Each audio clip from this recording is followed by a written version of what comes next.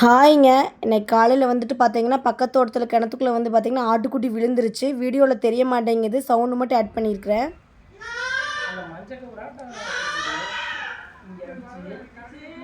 என்னாச்சுன்னு பார்த்துட்டிங்கன்னா, ஆட்டுக்குட்டி 2 குட்டி போட்டிருந்துச்சு. 1 மாதம் ஆச்சு.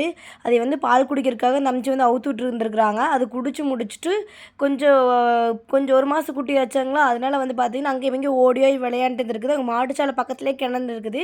கிணத்து மேட்டுக்கிட்ட அப்படியே வந்து விளையாடிட்டு இருக்கையில, ஒன்று வந்து ஓடிடுச்சு, ஒன்று வந்து டக்குன்னு ஸ்லிப் ஆகி உள்ளே விழுந்துருச்சு.